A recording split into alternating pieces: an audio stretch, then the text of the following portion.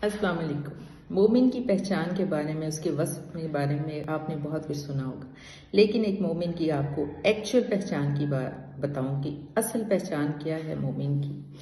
कि जब हक की और झूठ की बिसात बिछती है, जब जंग लग जाती है, जब जुल्म और नाइंसाफ़ी की एक जंग बिछ जाती है, बिसात बिछ जाती है और आप उस जंग के बीच में खड़े होते हैं, वो जंग, वो हक और झूठ की, सच और झूठ की जंग, वो जुल्म की, नाइंसाफ़ी की जंग, चाहे आपके घर के आंगन में बिछ गई है, चाहे आपके शहर में बिछ गई है, चाहे आपके मुल्क में बिछ गई है, उस वक्त एक मोमिन का रोल, चाहे वो कमज़ोर तरीन जिस्मानी लिहाज से, वसाइल के लिहाज से कमज़ोर तरीन मोमिन है, चाहे उसके हाथ में सिवाय एक डंडे के और कुछ भी नहीं, या कम से कम तरीन वसाइल है, लेकिन वो अचानक उस बिसात के, उस बिछी हुई जंग की बिसात के बीच में आ गया। अब उस मोमिन की पहचान क्या है?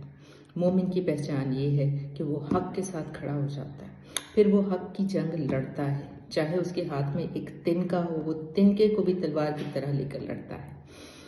और जो मोमिन नहीं है वो होता है बुज़दिल, वो होता है भागने वाला, चाहे वो आपके घर के आंगन की जंग है, सच और झूठ, नाइंसाफ़ी की, जुल्म की जंग, चाहे वो घर के आंगन में लड़ी जा रही है, चाहे वो मुल्क में लड़ी जा रही है, तो बुज़दिल आदमी उस वक्त उस बिसात से भागता है और उसके पास भागने के 1000 बहाने होते हैं। लेकिन मोमिन की पहचान क्या है?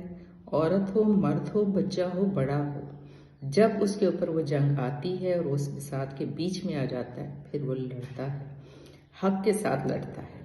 लड़ना सीखिए, हक और सच की जंग, चाहे आपके घर में हो, चाहे घर से बाहर हो। बहादुरों की तरह, मोमिन की तरह वो जंग लड़ना सीखिए, ये सोचे बगैर कि आप जीतेंगे या हारेंगे। सिर्फ ये ईमान रखें कि जो हक पर होता है, चाहे उसको देर लगे, वो हमेशा जीतता है। इजाज़त दीजिए, अल्लाह हाफ़िज़।